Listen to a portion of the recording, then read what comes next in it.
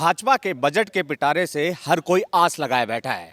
कहना चाह रही है कि इस बजट में जो रसोई का बजट बिगड़ा है वो पटरी पर आ पाएगा, तो युवा कहना रोजगार की उम्मीद लगाए बैठे हैं। वहीं राज्य कर्मचारियों की अगर बात करें तो राज्य कर्मचारी इस बजट से ग्रेड पे बढ़ाने की बात कर रहे हैं। क्या कुछ रहेगा इस बजट में, क्या कुछ किसको क्या सौगात मिल सकती है? मेरे साथ वरिष्ठ पत्रकार दीपेश गर्ग हैं।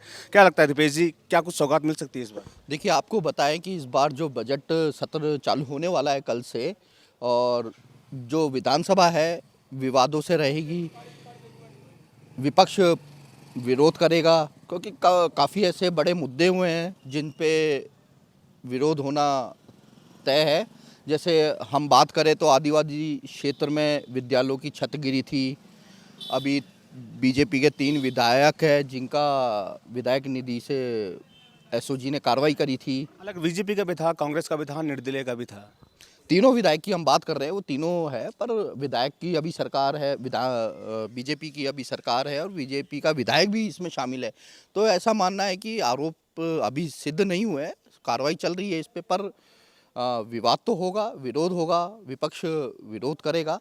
और अभी आप हाल में देख रहे हैं कि पूर्व शिक्षा मंत्री और वर्तमान शिक्षा मंत्री के बीच में भी बहस चल रही है, आपसी कहासुनी चल रही है, काफ़ी वायरल हो रहा है, तो चल रहा है। और हम बात करें कि बजट की रसोई को लेके और मिडिल फैमिली को लेके या सरकारी कर्मचारी को लेके, तो सरकारी कर्मचारी का जो टीए डीए है वो बढ़ना चाहिए। और रसोई की हम बात करें तो जैसे सिलेंडर है, घरेलू सिलेंडर, इन पे रेटें कम होने का भी आसार माना जा रहा है।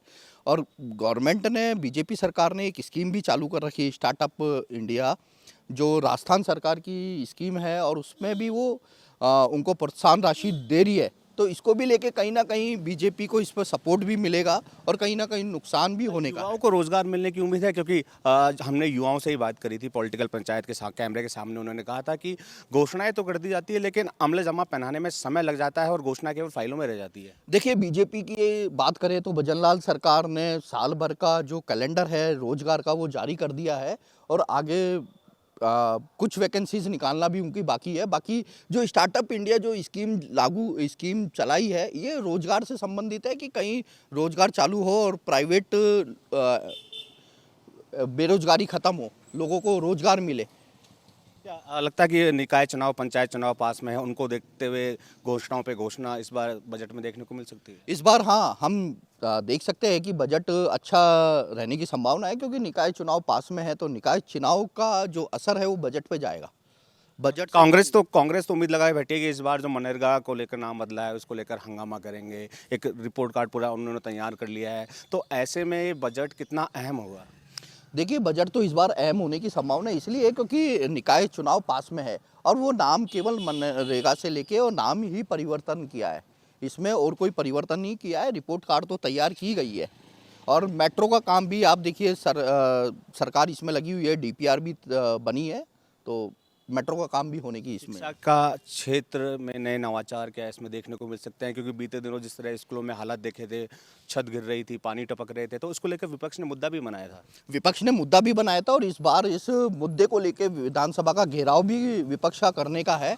छत जिस तरह से गिरी थी, और एक ही जगह नहीं, 2-3 जगह छत गिरी थी, तो इस पे सरकार का फोकस रहेगा।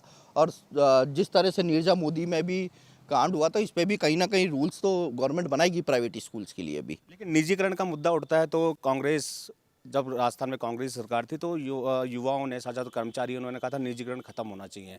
भाजपा जब विपक्ष में थी वो भी करी थी निजीकरण खत्म करेंगे, लेकिन अब भाजपा ही निजीकरण करने में लगी है।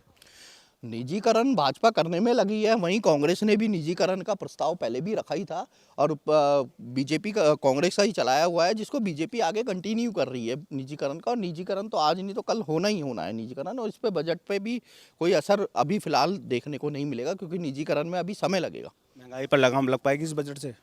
हाँ, इस बजट से महंगाई पे लगाम लगने की उम्मीद है पूरी, क्योंकि रसोई का जो हिसाब किताब है वो बिगड़ा हुआ है, क्योंकि जो पिछला बजट था वो थोड़ा सा ठीक नहीं था मिडिल फैमिली को देखते हुए। तो इस बार मिडिल फैमिली को मद्देनजर रखते हुए बजट पेश किया जाएगा।